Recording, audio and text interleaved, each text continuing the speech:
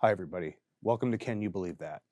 And if you're seeing this at the top of the video, that means that I have died. And it's now up to Wizard to do the entire show with just my ghost. Just kidding, guys. So I'm not really dead. As things happen, we had a technical malfunction with the camera on my end. And guess what? My video disappeared. Yay. So now you get to just listen to me as opposed to seeing me. But don't worry, I created a ghostly avatar of myself to give you some sort of electronic voice phenomenon discussion from my behalf to all of you regarding this episode on the Telepathy Tapes. So hope you enjoy. Thanks for watching. And yeah, let us know what you think in the comments of Ghost Tommy versus Real Tommy.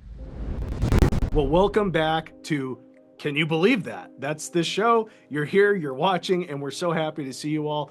I am a paranormal, I don't want to call myself an expert. Wizard, you call me that. I'm just a paranormal investigator, and with me is an actual expert in all things automotive, that is, the Car Wizard. Car Wizard. I call you the paranormal guru. Oh, guru, that's right. Yeah. I don't think I've earned any of those titles. I just do the things, read the books, do the research. Well, if I ever had any of those experiences and I needed help or questions, you would be the first one I would call for sure. Well, I appreciate that. And unfortunately, you get all my calls when I talk about how broke down Ford Nissan Xterra is. But that's not what we're here to discuss today, everybody. Today, we're actually going to be on the heels of something huge. There has been a podcast sweeping the world right now called The Telepathy Tapes by Kai Dickens. And Kai has done a phenomenal job of finding out all this research about nonverbal autistic children who have telepathic abilities. We're going to talk about psi phenomenon and telepathic abilities right here, right now.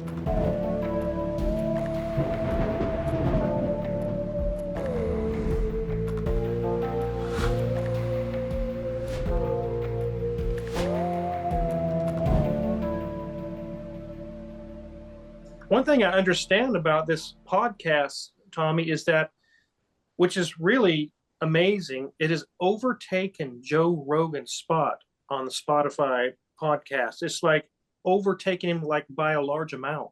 Yeah, it really is a phenomenon. And Kai did a wonderful job of taking what was originally a documentary film concept and turning it into this multiple part series about this psychic and psi phenomenon that she stumbled upon. Right. And now it's like a whole new world opened up of, oh, they're talking telepathically, or they're able to know what this person's thinking. Like in the first episode, you meet a young child who's able to read their mom's mind or see what their mom's seeing. And, 9 out of 10 guesses correct on words, numbers, colors, you name it. And these are repeated experiments that Kai does over and over again, on top of the psychologist she's worked with to find these people and their experiments that they've done. So this has been fairly repeatable for the most part. She's captured everything on cameras the whole time, and she's kept a really great record of all of this phenomenon. But it's interesting because for those of us in the paranormal community, yeah, we've kind of already known their psychic phenomenon. Like we've seen it firsthand. Not everybody is going to agree on that, but I've used enough mediums and psychics in my work to know that there's some way, somehow, they are able to get this information and bring it to light and let us know what's going on, or tell us what happened in the past, or tell us what may even happen in the future.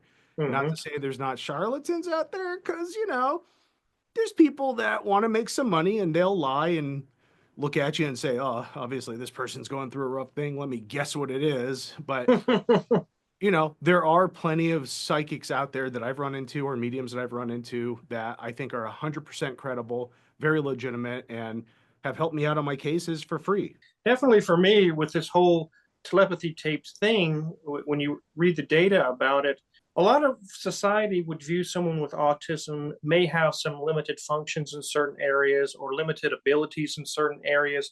But it's funny to think that we've watched TV shows or movies, or there's this idea, and even with aliens from other planets, is that they've advanced so far past even our abilities that they don't talk anymore. They just, everything is telepathic communication. Maybe there's something more to this and say, oh, well, they're limited function. How do you know that they don't have actually higher function than you? Right. And that's exactly what Kai is finding in her project is some of these children are masters and brilliant geniuses Yes. when you get past the fact that they just have a hard time controlling their physical body to do things like talk or walk appropriately. And some of these children just have been for 10, 20, 30 years even been believed to just be invalids, to not have any brain activity Right. going on. But in fact, they're brilliant. They love writing, they love creating, they love being able to converse, and that was just never allowed because the spelling boards and the type to text, it was always thought like, oh, those aren't real and the parents are just making this up, but it seems like they're not. So if that's the case, telepathy must be real. But you know what, Wizard? The government has been saying this for decades now. Really, that it's they acknowledge that it's real, huh? Yes. Well, here you go. So we're going to get into the deep end for our conspiracy theorist friends and for those of you There that we aren't go. conspiracy theorists. There was an actual, well, there's a series of names for the program. It ended up with Stargate in the end. But essentially, the CIA, they worked with Russell Targ and a gentleman named Hal Puthoff. Both were laser physicists. So Hmm. pretty smart dudes and brought them into the Stanford Research Institute to do scientific studies on psychic phenomenon. Well, it didn't just end up being psychic phenomenon, it ended up focusing more on something called remote viewing, which, for those of you who don't know, remote viewing is the act of a person being able to see a place, a person, an object somewhere in the world or even beyond, for all we know. And I can have intimate details of that come through my consciousness so I can write it down and explain everything. But I have no prior knowledge of the spot. I may not even know what I'm looking at or who I'm looking at. And in fact, that's how these tests were done. The CIA and the Stanford Research Institute team, that was their main thing. We want to make sure that this isn't contaminated. So sometimes they would just give coordinates to their remote viewers. And these people would be able to sit in a room somewhere in the US and they could describe with great accuracy a place in, say, Russia where they were building some sort of weapon or Wow. the world's largest submarine that Russia created Hmm. or missiles in places like Libya. So this was a pretty big program. It went on from the 70s all the way until the 90s. So Wow. you can't tell me that they weren't getting enough results to keep funding it until the 90s. That's a long program, That even is a for the long government. program. Right. So it seemed to provide a lot of interesting data. And two people, primarily, Ingo Swann and Pat Price, were the main remote viewers that were used in these programs. But Ingo Swann was also known to have telekinetic abilities, which means the able to manipulate physical objects or manipulate the physical reality with your mind. And one of the experiments they even had was they had him do some psychokinetic abilities on a magnetometer that was in a safe room where nothing could get in, there would be no EM interference, and somehow, more times than not, he was able to change the reading on the magnetometer just through his mind. So, Wow.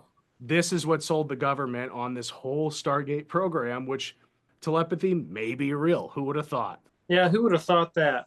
I have an interesting theory, kind of a Christian background on that, the whole telepathy and having psychic powers and things like that.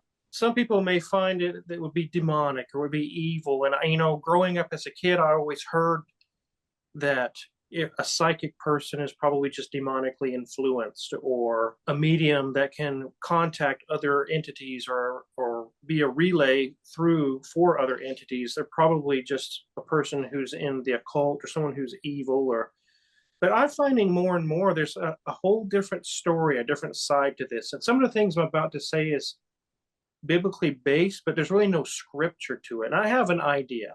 Our body, our brain, it's not operating at its full capacity or full power. I believe when Adam and Eve were created in Genesis, now this is just my belief, so I'm not saying this is scientific fact or anything, but I believe that before they had sinned and fell away and kind of ruined it for humanity, I guess, they had abilities and powers. It's almost like in the old days on a computer, you could turn features off with switches on the motherboard. You could turn this feature off, turn this one on.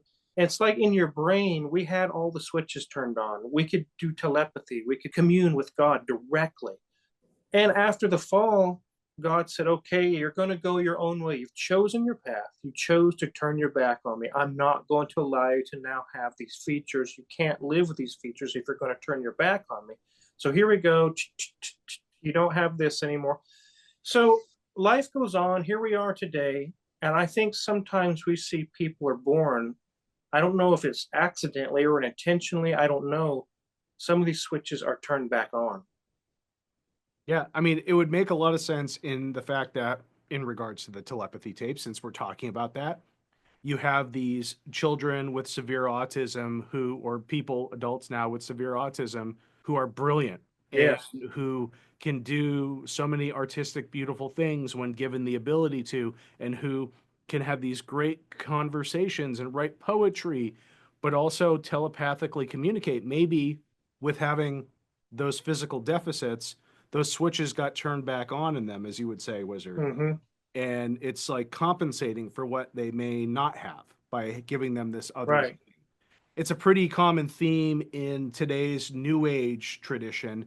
They tend to believe in the spiritualism side of things that we're evolving, we're growing, our consciousness is expanding, we are upgrading our bodies to, version human 2.0, where Right. maybe these abilities are just inherent. And in fact, like a lot of times when I'm doing cases with children, it seems like children inherently have some of these things.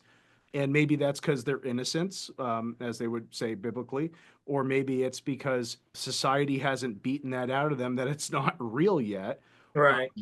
Who knows? Maybe imagination is a big key to all this. Maybe our consciousness, if you don't believe in a soul, then you think our consciousness is just in our brain. But how is it that, in terms of the telepathy tapes, these children who are autistic nonverbal can communicate with one another from miles and miles and miles apart, even countries away from each other, but they're communicating somehow in an astral plane that they call the hill, and Mm-hmm. they're able to have conversations and bring back the information from those conversations and share it with their families or their loved ones, and they're spot on.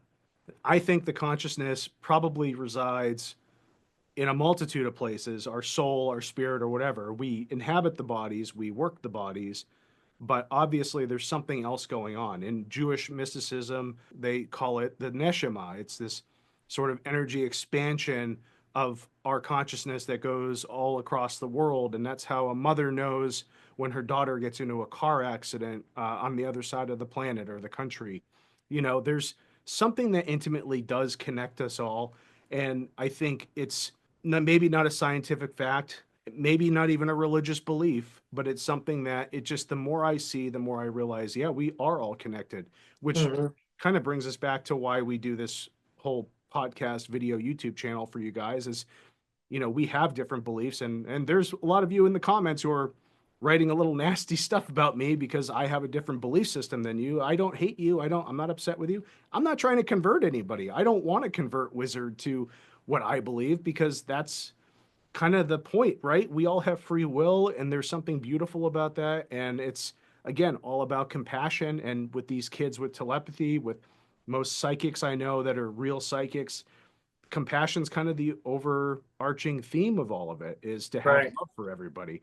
And I may not be Christian, but that seems like the basis of Christianity. Jesus loved everybody and wanted to forgive everybody, wanted to die for everybody's sins. So Right. I guess in a sense, I kind of share that with him. Definitely. When we start to discover some of these, if people start to have these new abilities or it becomes more out in the open, that's something we're going to have is compassion and caring and understanding. We shouldn't outcast them as, oh, you're a weirdo, you're a freak.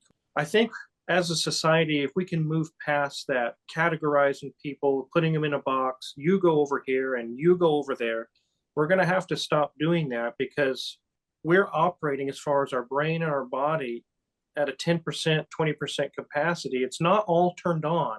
Yeah. And maybe someday it will be, or humanity might evolve, like you mentioned, and things start slowly get turned back on because we can now handle that. We won't abuse it or do things wrong with it. It may be that if we would have kept those abilities at a time when we didn't understand them, we may have abused them and used them to harm others. With the extraterrestrial side of things or the alien side of things, a lot of what I've heard in the research with that is these beings are like, yeah, we telepathically communicate, but we know how to control our thoughts. You guys, anything comes up, and it's like, there it is. So Right, it's kind of like we don't have the mastery of it. right, And so maybe we just shouldn't have that until we've found a way to master our ability to keep our thoughts calm or at least not think dirty thoughts out loud, I guess. right. Not that I'm thinking dirty thoughts out loud. I don't want you all to think I'm a perv. That's not what I meant. But it's some people. But it's almost like if we were a car, we were originally made with like a 2,000 horsepower V8, massive amount of power we could have done. And we decided to do it our own way and took an unsafe direction that could have ended up in an inferno. We would have been in a ball of flames with all this power. And God said, I'm going to dial it back to a 4-cylinder for a little while, because when you were in communion with me, I could help you. We could work it. You could use these powers for good, for proper use. And now you want to take these powers and go on your own path. I don't know what you're going to do with them. So I'm not going to allow you to have those right now. Yeah, it makes me think of Ed with his Bugatti. Our buddy Ed Bolian bought a Oh, Bugatti yeah. and he got the speed key for it. It's like, I don't know if that was the best idea for Ed because out of all the car trick guys, Ed is the guy who will send it.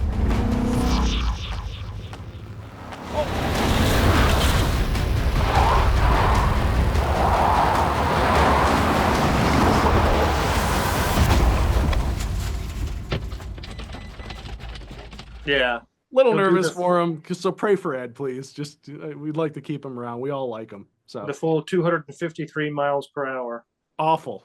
That I would probably pee my pants, no joke, because that is just way too fast for any human to go. It really is fast. It's faster than a jet taking off right before it takes off. So yeah, that's pretty fast. Yeah, not okay. No. But again, pray for Ed. Let's keep Pray him for around Ed Bolian. I guess I would have a question from a Christian perspective also is, how do we differentiate someone who is possibly has more abilities versus someone who has purposely sought after evil ways to obtain these abilities through a demonic force? Because the Bible talks about people in the past had abilities to see the future, to, like you said, palm readers and things of that nature. And it says to be careful, be wary of those people because their knowledge comes from a dark area. And their power is there to see the future by these entities or demons or beings through these people. Yeah. But they're usually dire consequences when you start using them.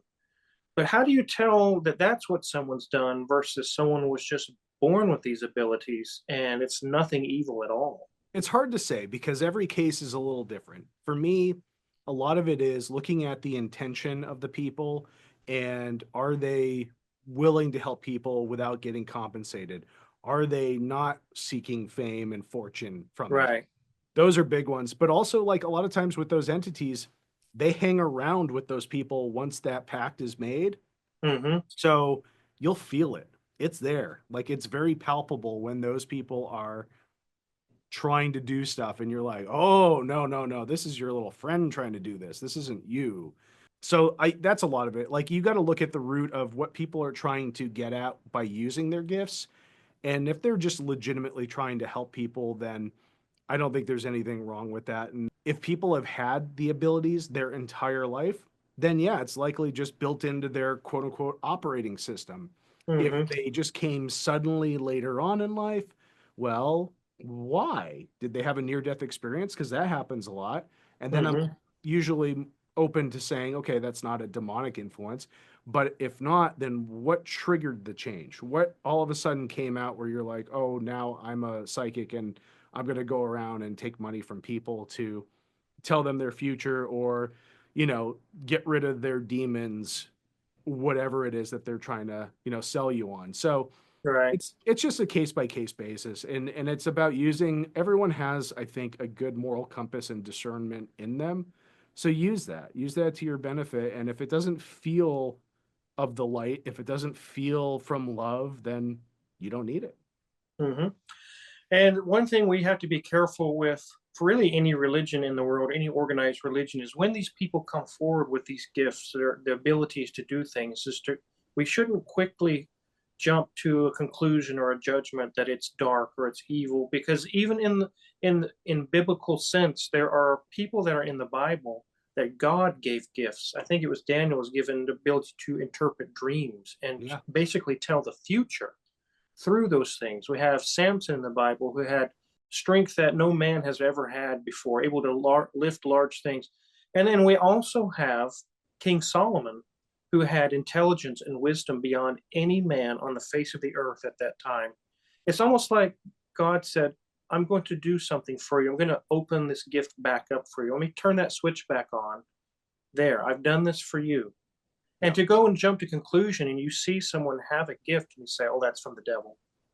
No, it may not be. It actually could be vice versa. It could be from God.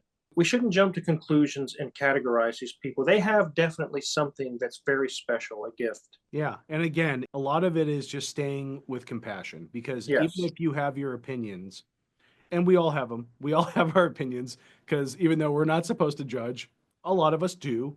And whatever that judgment is, it doesn't help to throw it out there. It's not going to change anyone's life No. to belittle or talk down to someone or to put them in a box. What you can do is you can listen or you can avoid. And if you'd rather just avoid, then that's fine. It's less harm than being mean for no reason or judging.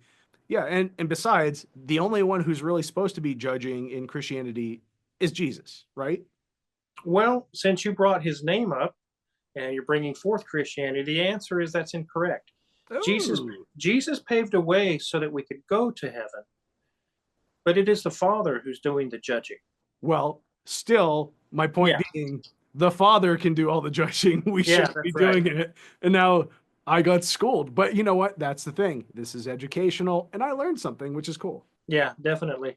And to kind of tie in with that as well, a lot of us would think, oh, I would never judge a person that way. You know, maybe they're nonverbal, but they're able to have other abilities. Oh, I would never do that.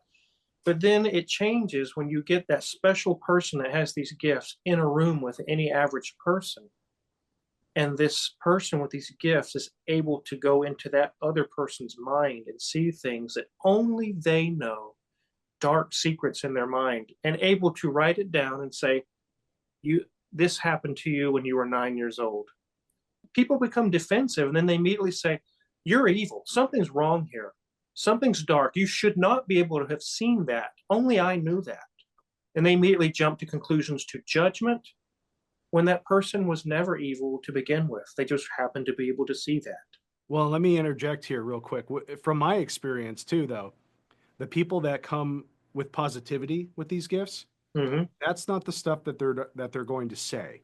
It's when the gifts come from a darker place, again, just from my experience, that those are the things that'll come up. We've actually run into that with possession cases where Right. Yeah. things have come out of the possessed person's mouth that it's like, oh, you didn't know that, and you're trying to make me feel shameful right now.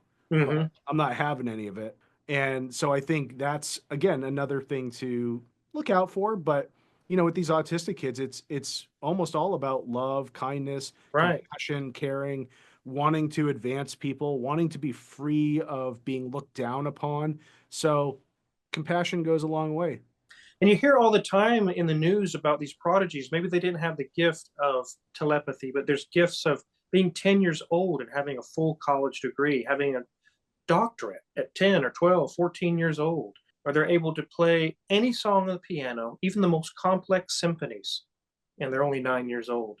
There's something there, Tommy. Yeah, some of these they call them savants as well. Some of Yeah, these savants are able to play music without ever having been given a lesson. Some of them can pick up a paintbrush and paint better than me with my 4-year degree from RISD here. Uh, you know, just out of, sheer whatever is coming through them. And so it's pretty cool to think that there's all these beautiful gifts that are being handed out, and they're not malicious gifts. They're beautiful. They're they art. are. I'm definitely interested going into the future, hearing more about it, learning more about it. Maybe there's other gifts that are yet to be discovered that we didn't even know were there. They're nonverbal. They're not really communicating to us about it. Yeah, exactly. And I just want to take a minute to thank Kai for doing this work and for putting her project out there for everybody, Yes.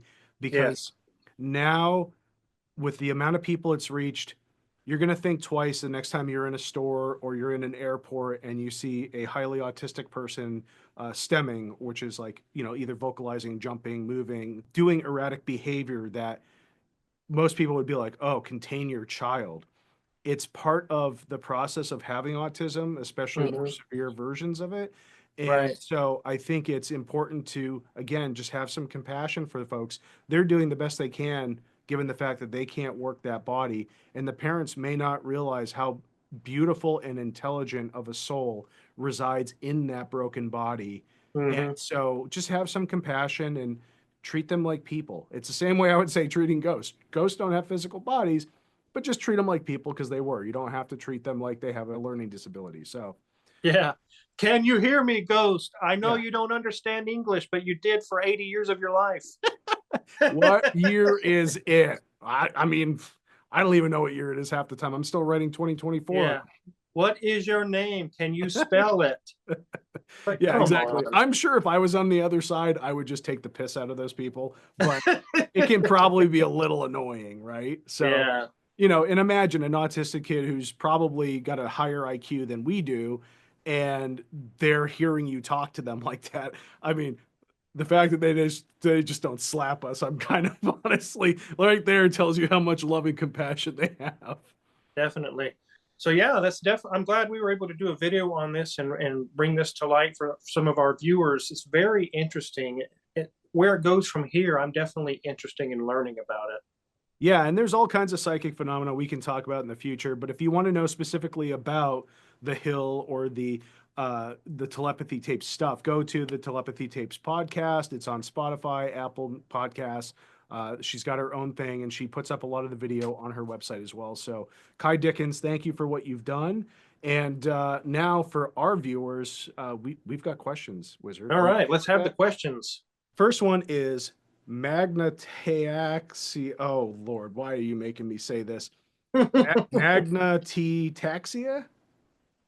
Be careful who you summon there. Yeah, sorry about that. I mean, yeah, it could be. Whoops. May have to do a banishing ritual afterwards. All right. So they write to us and say, I watch Skinwalker Ranch and I like how they are exploring the strange things that go on there using science. One thing I really dislike is that they always seem to not go far enough. I would love to hear Tommy's view on that side of production. Wizard's done enough production with me to know kind of how it goes. How many Yeah. times do I make you put the wrench back there, Wizard? Oh, at least 12. Yeah, there's a lot that happens in the field. A lot of stuff gets back produced, and back produced means like you kind of recreate it after the fact. If you've captured something cool and you want to make it seem like it's happening now and that you're getting the footage.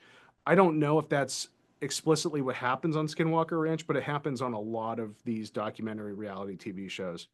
Hmm. So some of what you're missing out on may just simply be that it wasn't captured or there wasn't enough captured for it. But you're also dealing with notes from your production company that come in and people want to tweak how the story's told by just removing bits or putting other bits in and kind of making sure that everything flows over the course of the season.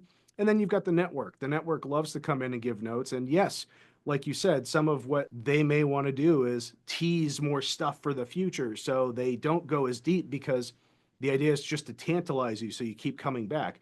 But the truth is, for Skinwalker Ranch, I've got friends that work on it in the field. Like, there's really something going on there. It's really scary, but it is incredibly unpredictable, which actually is the nature of why the CIA closed the Stargate program to begin with, tying it back to our episode, is that there's an unpredictability to it. So even though, yes, it's fairly repeatable, it's not consistently repeatable and it's not ever on command. It's not a dancing bear. So in terms of like what's happening there, it just may be that they're not able to get more, or there's also health and safety concerns that arise with some of the stuff like the radiation, because it is a weird thing out there where all of a sudden your wearable radioactive detector goes off and you got to get out. Yeah, you may not be able to push it because that happened or other things Hmm. happen or cameras die. There's a lot of things that happen in production. So Again, I haven't worked specifically on that production, so I can't say exactly what's going on, but have you watched it, Wizard? I haven't watched it, but to tie in with what you're saying, even from my perspective on my YouTube channel, whenever you make a series, it's like you're selling a product. Apple sells an iPhone. Yeah. Chevrolet sells a truck. They need to make money. They're not doing it for charity. They need to make a profit. Yeah. And whenever a show or a production is out there, or even with YouTube channels I make, you don't take all the information or all of the content you have and just make one hour video and say there's everything. All that's kind of you lose a lot of profitability there. So you can turn it into 3 or 5 or 10 episodes. You get the information. In the end, it's just spread out a little further. Yeah, and that's actually the same in TV because TV is run off advertising. So you have advertisers that pay for spots of commercials throughout the course of a show or a series. And Right. so you're kind of dealing with that. It's okay, the show has to be this good for so long, but there's also the contrary side to that is when I was working on a show for History Channel a long time ago, it was about recycling and reusing things and repurposing things. But Waste Management was the main sponsor of the show, buying ad time. Well, they didn't want any competing recycling stuff because they were just barely getting into recycling themselves then. It was mostly waste. So there was stuff that we had to pull out of the shows because they didn't like it because it sort of was counter to what they were trying to push in their marketing. All right. What's next? Following up on the Skinwalker Ranch, we have PX125E. What scares the heck out of me is Skinwalker Ranch. I suppose entity that could follow you if it choose to. What are your thoughts, Wizard, on this matter as, in a Christian context? So I guess you're talking about attachments or, going to Skinwalker Ranch and then you come home and sure enough, activity's now happening in your spot. So Wizard, is there any sort of Christian context you have for that or any thoughts you have as a Christian? Yeah, I think from a Christian perspective, as we go through life, you typically won't have any interactions that much from entities or ghosts, and maybe a little bit here or there, because I believe in the spirit world, there's rules. They can't just interrupt you, tear up your life, or do things, but you yourself can open doorways, and you could go into investigation or go into do this. That entity would have never known who you are. You would have never even bothered you, except for you're there. You open the door. Yeah. Now it's going to follow you home because you initiated it. You did that. It didn't do it. You did. Then, if it becomes troublesome or life threatening or some issue, you'll probably have to get a church involved or a priest or someone like Tommy to come out and see what is going on here because it's very likely that when you step into that world, something could follow you home, definitely. Yeah, and even though obviously not a Christian perspective here, but PX, I just want to add my 2 cents here. There were locations like Bobby Mackey's, and in Fresno there was a place called the Wolf Manor, and those spots in particular were pretty well known for people going to investigate and then coming home and activity is now in their home. Mm-hmm. Now, if you even look at the UFO side of things, Lou Elizondo writes in his newest book that he had green orbs that started coming back to his house and his family could see them. And that was a result of the hitchhiker effect with his UFO studies. So, all this phenomenon, there seems to be some commonalities. I don't believe in a unified field theory that all of this stuff is the same thing, although some people do believe that. I tend to think like, well, there's just certain things in nature that are going to be similar, just like certain animals all have 4 legs because they need it for movement or speed, or, you know, Mm-hmm. 2 legs and thumbs, which allow us to build things. There's just some natural things that happen, and maybe it's the follow us home thing is more of a, hey, we're tracking our food source. Yeah, All we know, they're feeding off of us. And with some of these demonic entities, they feed off of you. That's the right. best way I can describe it. So Definitely, yeah. yeah, I think it's just about being aware of all that. And yeah, Skinwalker Ranch should scare you because it's a pretty gnarly place. There's a lot that goes on there, and a lot of it is terrifying. And there's a reason why people have been using it as a research hub for decades now. Mm-hmm. Hopefully, that's our last Skinwalker question, though. Yeah, hopefully so. Okay, last question I have. is from, oh boy, I'm not going to say this one, but we're just going to say the first two parts of the name, Easy Money, because the last one will get me canceled. And when are y'all going to make this podcast for apps like Apple, Google, Amazon, or something else? Well, Wizard, I have a little bit of news. We have opened our Spotify account. Awesome. So we now have a Spotify creators account, and we've uploaded our first 4 episodes there, audio only, for you to listen to. So if you want to go back and listen and soak in some more of the information that you may have missed when you watched it the first time, but predominantly YouTube is our vision for this project. So I don't want it to be exactly up to date because we really want people to come here. And Right. look, if you've got YouTube Plus, you can turn your screen off and still listen to us talking. If you don't, then you're like me and you're too cheap to buy YouTube Plus. So you just end up having like the screen sitting somewhere while you're doing something else. So either way, you can always listen to us. But yes, we are working on the Spotify side of things and probably eventually Apple Music. It's right now just Wizard and I and Jenny, his wife, doing all of this for you, and we don't have a lot of money to do all of this for you, so we're making do with what we have. We're hoping that improves as we get more views, more subscribers, and these are a lot of upgrades and updates and things. And one thing I really look forward to is investigations in the field. So yeah, you guys can help that by subscribing, telling other people about us, and sharing the good news. We get more views, more subscribers. There can be updates, upgrades, all kinds of wonderful things, which just means more benefit for you guys. If you like what you see, like and subscribe and share, like Wizard said. But we're pretty proud of what we have so far.